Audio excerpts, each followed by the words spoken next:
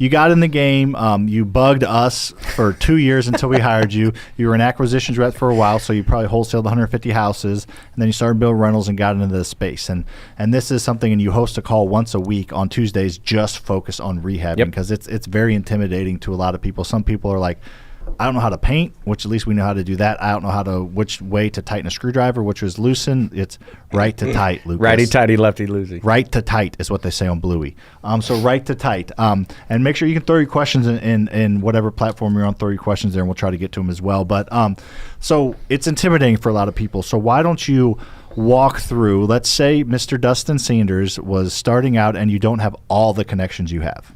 How would you go about starting the process? Because obviously, if you're not going to work on the house, how do you go out and meet people and connect with people that will eventually be your contractors? What would you tell the listeners that are just wanting to do this what to do? Yeah, so, find and vet. Let's make sure we find and vet. Fair question. Yeah. So in the beginning, I mean, I had all kinds of contacts in the construction world, and I have all kinds of skill sets too. But I knew that there was a point that I was going to want to scale this, and I could not be the only hammer swinger in the adventure. I'll swing a hammer. You know what I'm saying? Yeah, that's a little tiny guy, demo. like Fisher Price demo hammer. Little finish hammer. Yeah. Now I picture a hammer with you. Every time you hit it, it squeaks. Beep beep beep. That's what I picture. A little Fisher Price hammer. So. You know, I had all these connections, but I also had to be that hammer swinger in the beginning just to make sure I could do what I wanted to the properties. And I know we've got a couple pictures we'll put up in a few minutes. But to vet contractors and find them initially, honestly, the easiest way is to stumble into your local meetup, go to networking events like that. You're going to find people that live and breathe to work for other investors, because then they don't have to go chasing work. Contractors all the time, you'll run into them and they'll, hey, I don't have any work going on right now. What else can I do? Well, if you find the contractors that you want to work for or work with, they're going to be always busy doing what they love to do. They may not make every dollar in every single project, but they're going to make a reasonable wage. They're going to work the time that they want to work. They're going to turn out the product that you want and then be able to move on. So in the beginning, finding contractors, start at your local meetup. That's a super easy place, because there's going to be contractors there that then want to be also in the investing space. So they're kind of playing both sides of the fence there. They want to learn what you're doing and how you're doing it. Now you're able to pass that knowledge to them, and they're able to pass you rehab skill sets or trade skills that you don't have. Yeah. That's one place to find them. Meetups, big one. Yep, big ups, meetups. In your local real estate investing groups on Facebook or social media, you can also ask for contractors there. You're going to get a whole lot of people that may not have the skill sets that they want you to have. So or they say they have. Or they say they have, correct. So we'll get into that vetting part. The other part, if you're an early riser, I did this all the time, and I still do this to this day. I will be at Home Depot at 6 a.m. or the big box stores at 6 a.m., maybe even 5:30. I want to see the tradesmen that are walking in there at that time of day, because those are the guys that are on the street every day doing what they love to do. That's a very simple way to find a contractor. Then to vet them, those are ways to find them. To vet them, I always ask for references. I want to ask for the ability to provide a W-9, so that's proof that they are a an actual legitimate business, legitimate business. That's the way to put that. A W-9, and then I want them to have insurance or insurability. Whether if they're a sole operation, you're a small company, you can get by with a liability insurance. Different piece of the puzzle, but you definitely want them to have insurance. Because if something goes wrong on one of your job sites and they're there, that then falls on you. You don't want to fall on that sword. That could get really expensive really quickly. Another way to find a contractor, those are vetting them, kind of bounce around there. Another way to find a contractor, do this a lot still. If I'm in neighborhoods that we're working in and I see another team or company working that fits a need that we have, I will absolutely stop, get out of the truck, get a business card, and walk up, do a door knock, and talk to somebody. Because that way I know they're doing right there. I've just dropped in on a job site that they didn't know I was coming. You can see their work, I can see their work. I can see their level of cleanliness. I can see how they're progressing through a project that I have no knowledge of, but I will stop and door knock a house to find somebody like that. That's the guy that does a lot of our painting that isn't just our general crews. That's how we found him. I literally saw him in Maryland Heights painting a house, had a nice vehicle. He was sitting out with his son on the front porch, having lunch. I just popped out of the truck, handed him my card. We talked. I got references from him immediately from the homeowners. I got other contacts from them shared, was able to make that connection, and he's painted a bunch of houses for us in the last couple of years too. Yeah, it's super cool. Shane asked, what about remotely? And I'll try to answer this real quick, but to me, you have to have some sort of partner on the ground to be able to rehab and find contractors effectively, whether that's, a project manager, a real estate agent, inspector, someone to go do all the things that Dusty just said for you in the market that you want to invest in, period.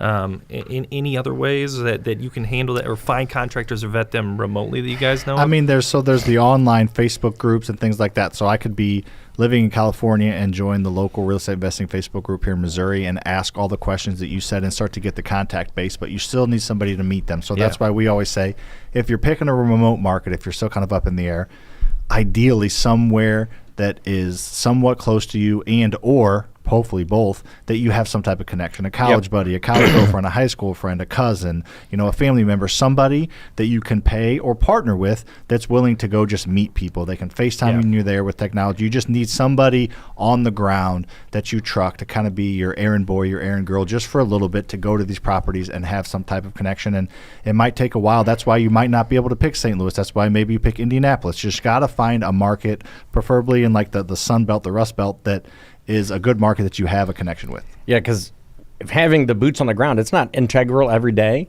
but if you only have one project going on and you don't check on it at all, that guy could be getting paid for doing work elsewhere and you don't even know it. So even just, honestly anymore, I'm getting ready to set up one for us Friday. You can actually buy a job site security system that is deployable in every house that has cameras on it. Now you can keep an eye on your contractor when you're not even there. Just make sure they're there doing it. And I think you could also do something like what Kiki did is when he was living in Hawaii wanting to invest in St. Louis, he would make, trips every once in a while to, meet contractors, build relationships, get the project kicked off, and then he would go back. And I never think it's a bad idea to go see and feel the market that you're investing in at least a few times a year. Yeah, that's part of the reason why I think it's good to have a connection there, and then preferably close. So if you're like in California, you can do the Midwest, but what if like suburbs of Phoenix or something would be good, or somewhere like suburbs of Vegas even. So like if you're in California, great. If you want to do Missouri, we'll sell you the freaking house. But if you can get there in a 45-minute flight or 4 or 5 hour drive, that's probably preferable at least at first.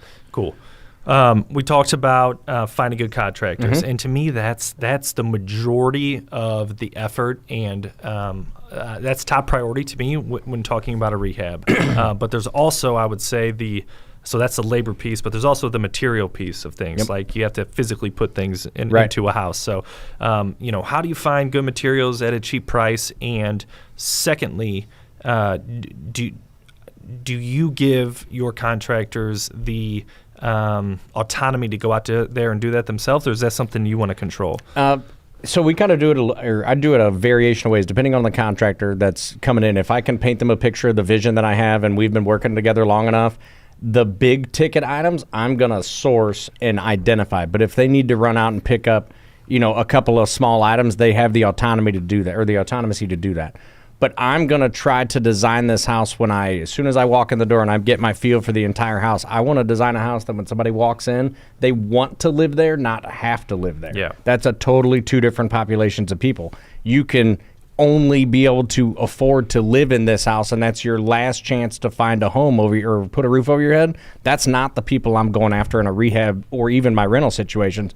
I want to build a house that we would all love to live in, even though it's in a different neighborhood than where we currently live.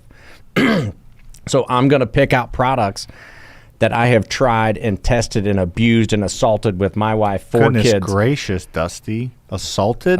Oh, heck yeah. I got 4 kids and 2 dogs. They're terrorists They're in hard my on house. shit. Yeah, they're horribly hard on stuff. Yeah. So I want to make sure that anything I put in a house has a vetted track record by me and my people, inner circle of people, because then I know if I put it in there, I don't have to worry about it in 6 months falling apart. Because that's the last thing I want to do with even just my small business of almost 40 doors. I don't want a phone call with somebody telling me that, hey, the floor's got a crack in it because it's too cheap. That's not what I'm going after. I put the same floors and same cabinets, same countertops, same light fixtures that I would put in my personal house, just sourcing them in different locations to try to keep the cost down. But then I also, when doing that level of a rehab, even in a rental space, I can push the market on that rent. I get a tenant that wants to live there, not has to live there. I get a tenant that stays that 5 years, or a tenant that then understands what we do in our business. And then when they need a bigger house, their family's grown, they give me a call like, hey, I'm looking for a house in St. Charles County. I need a 4-bed, 2-bath. Then I'll go out and search that house, buy it from a wholesaler, rehab it, and then they just move in. Then on this tenant turn side of that, then their family or friends apply for a house that they're already well aware of. So my marketing cost for tenants is even less just by doing those pieces, making a house as nice as you possibly can with some key fun features, even as a rental, to where somebody just drawn in, they feel that this is home. Yeah, there's a ton of benefits to going a little bit further, and I think I'm honest, I learned a lot of that from you. You would make them nicer than like we would make them, and we definitely always made them nice. But you go to that next level, and I saw the benefits of the tenant, the refinance, the getting more money out, the getting more for rent, the getting the tenant to stay longer. So there's a ton of benefits. I think one of those lessons when we all collaborated in the beginning, and that really light bulb turned on, was when we had a house identical to each other on the same freaking street. And mine appraised out $25K more than what the same house 2 doors down did. That was a light-changing moment for all of us. Like, hey, we're onto something here. Mm-hmm. Making them nicer is definitely the best way to go for sure.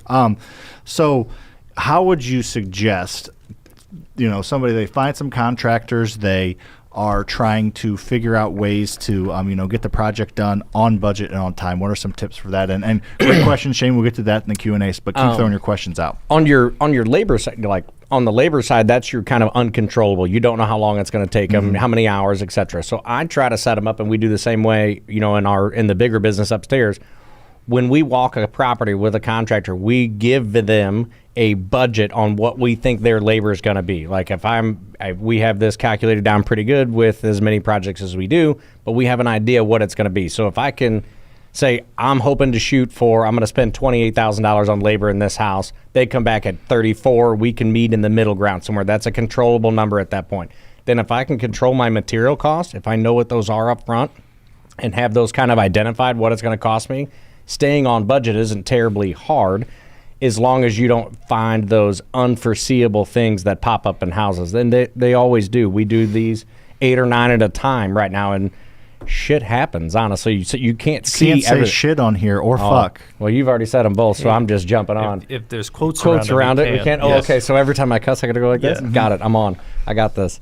So if we can control those unforeseen things, which we have learned to do now with just the way we look at a property. We actually do kind of a viability study before we actually turn it loose to a rehab.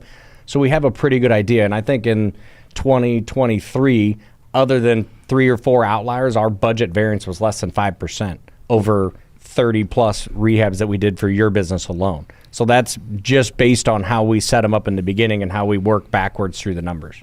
Yeah, no, I think I would add on to that. The simplest form is communicate with your project, managing your project or your contractors. Communicate with them as far as the expectation, the budget you have put in, the time frame. Just communicate and get immediate feedback as much as possible, rather than just letting them go, not checking on the project and seeing what happens. That will never end well. And try to stay away from the I don't want to say all contractors are this way, but the contractor that pushes time and material, I don't want that all the time, because if they work slow, or they can't put their cell phone down, or they can't put their radio down, or they can't leave their other coworkers alone, your timeline goes, and then your profit goes the opposite direction, because they're taking longer to do the work and you're paying them more, and all your profit gets eaten up. Yeah, and just simple things like, weekly house visits.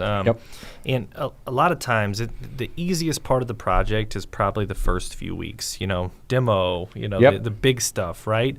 So that part might seem like it goes well, but as that project nears completion is when it's probably the most challenging and most important for you to stay in the constant communication with your contractor. That last 5 or 10% is extremely challenging, and you need to be on top of it, communicating and working with your contractors to get those done. Absolutely. And then in that last 10% is some of the most critical work that you'll do if you're setting fixtures and setting cabinets and putting door hardware on and putting lights up. Those are all things that can bite you in the ass and cause major amounts of money. Ass. Oh, yes. My bad. Yeah. Sorry, quoted it. All those little bitty items can actually add up on the end of a project, and if you don't allocate enough time, it'll run away from you in a hurry. For sure, and if you're wanting some help with that and you're watching, it's super simple website. We have a free calculator for you. So FasterFreedom, our company, FasterFreedomCalculator.com. It's a free analyzer tool that we use that runs through what price to pay, but also runs through an entire rehab budget, room by room, of how you can separate and add up the cost. So it makes it super easy. On that calculator, that's the numbers and the math there are based off every rehab we've done in the last number of years. We're able to calculate backwards based off square footage because we do a volume of them that most don't. So it gets you really close to what I would consider your costs are going to be in like the Midwest, above the Mason-Dixon line. You need to do your due diligence per market, but right. Yeah, it gets you close. It'll get you real close, for sure. Cool. All right, so you get down to the end of this dang project, right? We're talking about that last 10%. Well, let me fast forward a little bit here. So you finish the project, and you're going towards say you're going to sell this house. You are going to have people in that house that put an offer on it, to get under contract, that hire a private inspector that picks that house apart.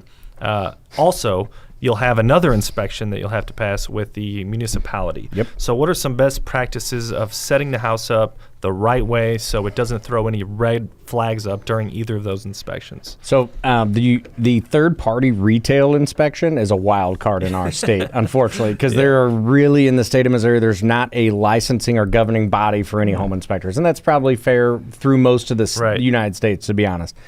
They're not all created equally, and how they report what they find can be peaceful, or you could give the same inspector or the same house to a different inspector, and what they report is then almost, I'm not going to say malicious, but the way it's written is like the fucking sky is falling. Into the world. Yeah. Into the world, right. Yeah. And we've had that recently, honestly. We actually had 2 deals fall apart, under contract, and both of them were very simple repairs and done in a matter of minutes.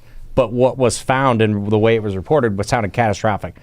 So I like to go through every house, and I still do this now. I've done it already once or twice this week. I will take in a set of like minor inspectionary tools. Like I'll take in outlet testers, and I've got a thermal imaging camera and some other things that I'll take in. I will test every outlet in the house. I will test every switch in the house. I will test everything that functions with any sort of function. Water heaters, HVAC, AC, bathroom fixtures, your toilets, all of it. Because then I know that when I turn this over onto the market, there's very little that somebody's going to come back and be like, oh, this is a piece of shit. The toilet doesn't work. Yeah. Well, it worked yesterday. Yeah. I was there. Yeah, shit. So it worked yesterday. But it does happen. And then we'll also, your municipal inspections here in our area, a lot of them, you can actually get a copy of what they're looking for on their occupancy inspection. Get one.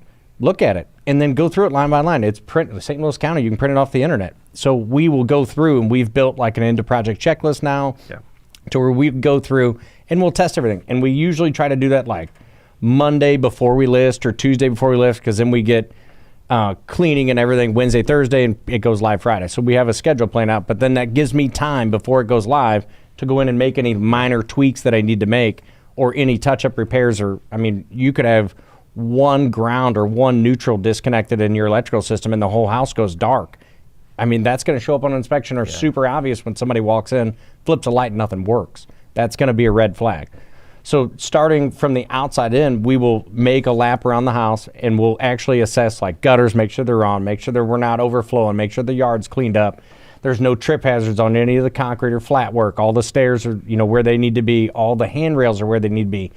It's a very simple process, but there's just a list of things that we'll go through and walk through them.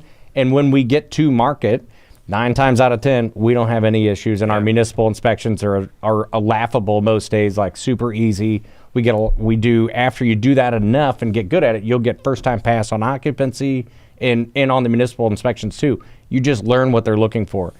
Then when you get the inspector there, I will always tell you on the municipal side, and any of your permittable inspections, be there or have your contractor there, because then that gives you can guide that inspector through the house. Because if you don't, now they got a lockbox and they may have an hour slated for your inspection. They're going to just walk through and destroy you, not because they want to, but that's just their mindset when they get there and it's an open house. So be there, talk to them, build relationships with them, build rapport with them. That's huge, because when something does go wrong, now you got to phone a friend that is actually your subject matter expert in the community that you're working in. Yeah. That is that is beyond valuable. So to would you suggest, a lot of people say, leave a couple obvious things for the inspector to catch so they feel like they're doing their job so they don't dig for something? Would you suggest that, yes or no? I used to do that. Yeah, honestly, 100%. I would leave, and 9 times out of 10, the parts that I would be missing or things that I would leave Oh, it's in behind. my car. It was in the drawers it was already in the house. yeah. Like I had it stashed there and be like, oh, you don't have this. Oh, yeah, I do. Here it is. Boop, I didn't boop. see that outlet cover dang it. wasn't on. You know, something simple because Oh, no. they feel like they caught me. Yeah, you caught me red-handed. And it honestly, it would be super simple things, but those little items, just 1 or 2 of them, you know, leave your garbage disposal, you know, plug in or something. They're going to run and be like, oh, here it is. Boom. It's no big deal. You just unplug it, 2 screws, and boom, you're done. Like little simple things. Don't leave anything catastrophic. or anything that you need that they're going to call a permit on. Oh, permit on. Yeah, 100%. Yeah, and in the permit, you know, once you get past those permit inspections, but the end-buyer retail third-party inspectors, they are not all cut from the same cloth. Like, they're just not. It's unfortunate, but there's no standard of They're going to find something whether you leave it for them or correct. not. Correct. Those I type know. of I people. was- yeah. But on the municipality side, I think is where yours comes into play a little bit yeah, more. like, oh, I forgot a CO Occupancy. detector. Oopsie daisy. Yeah. You know, or you get, you know, they need, in this municipality, they need 1 per floor of the house. Okay, well, I put 1 in. The other 2 are in the basement. Yeah. You know, because so when they come in, they're like, oh, you don't have a CO detector. Got you. Yeah, dude, they're in the drawer. Be back, no problems at all. This is easy. So I think the most important part of that is having some sort of end-of-project checklist, or you can call it a pre-inspection checklist Yep. before you go to the rental market, before you go to the retail market, before you get an occupancy inspection. Execute that end-of-project checklist, whether it's you, whether it's your contractor, somebody that has the skills to go through that paper, check. You can build your own. You can pull Yeah, it from the we will. website.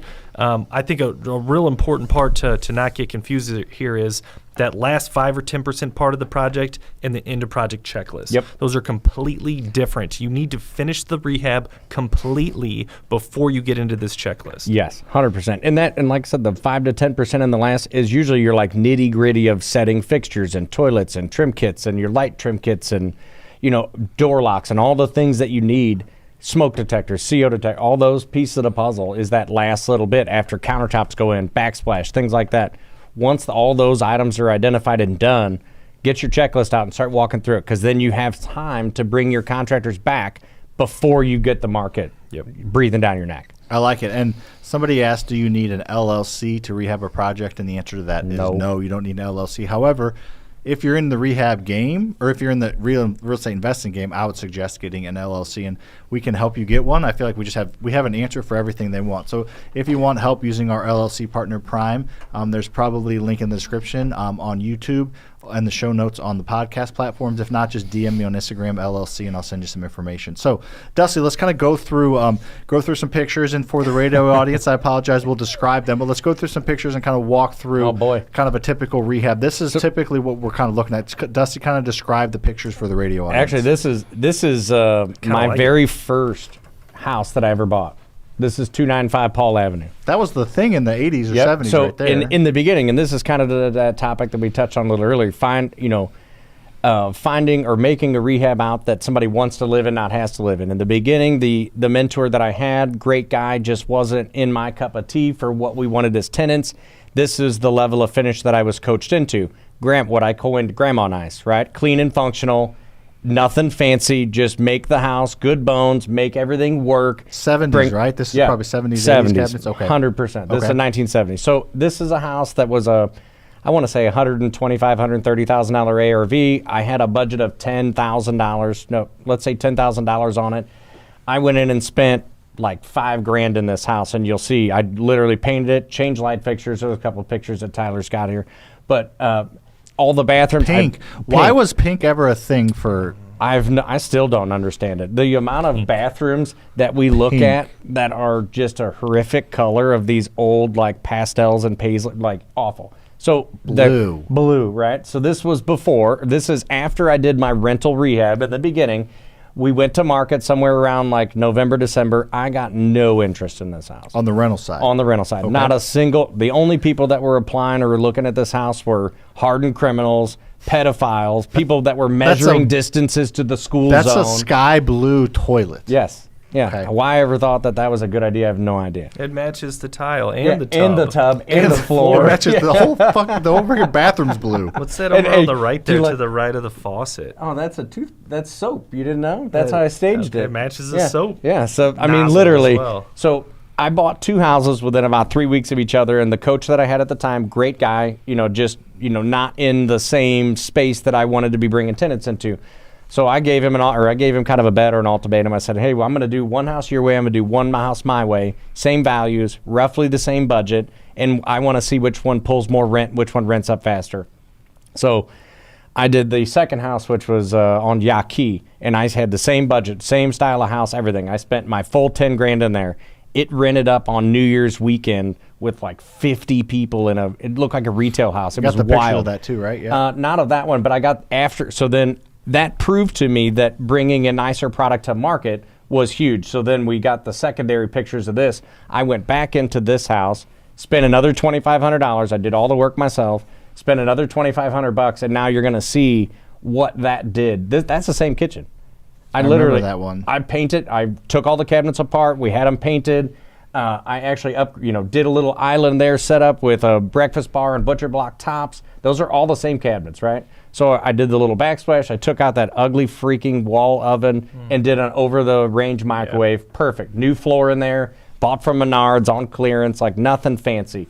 The bathrooms that I went into both bathrooms, I just had them glazed. Put new vandies in. $500 glaze done. Got rid of Glazing, the soap. got rid of my sweet soap dispenser, did the glazing, and I actually put an LVP floor down right over the tile. It's a white toilet. That's much more appropriate. Much more appropriate. And then the back bathroom the same way. That's the rear bathroom. What's up in the with your house. shower heads, bro? Those are old school, man. That's what it was. All right. So now, when I did that, we put this one back on the market. So I spent the extra $2,500.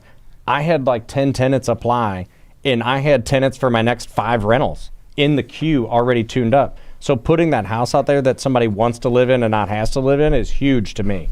I like that. That was like the first house that I ever touched as a investment property. Now, every house I'm doing has crown molding and custom showers and custom kitchens and all the right fixtures that you'd want in a $500,000 house in a $150,000 rental. Mm-hmm. But then I get to drive my rental numbers up where we all have houses in the same neighborhoods, or even, Brian and Debbie Schroeder have a house in the same neighborhood as me. Same exact house. They get $1,400. I get $2,200.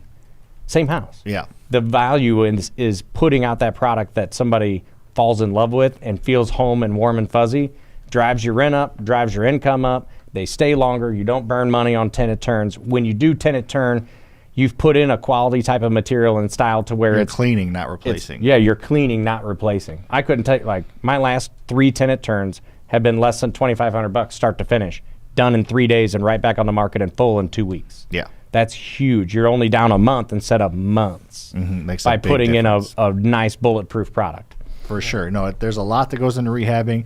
It's one of those things where you just have to do it to actually understand it, and you just have to kind of screw up and fail and do things the wrong way. And most people go the cheap route and then go the other route. So pretty standard process as far as I feel like most people do it, but just understanding the quality and the importance of a quality product, it just helps everything. Oh, it'll save you those phone calls in the middle of the night. I've even in the process of doing all my rentals, I've even safeguarded that to where if somebody has an issue in the middle of the night, we've got options for them without even calling me. To where I don't have the headache, when we're in Aruba or Mexico or fishing or hunting, whatever we're doing as a family. Yeah, Gussie goes on out of the country every other month. Leaving next week. I know. But that gives me the ability to know that if something happens, I'm not getting that phone call in a panic mode. It's like, hey, call this guy. He'll take care of you. He's already got keys at the house. He can make access off this lockbox. Boom, we're in. I don't have to even go there Yep. to make sure stuff gets done in a timely fashion. I love it.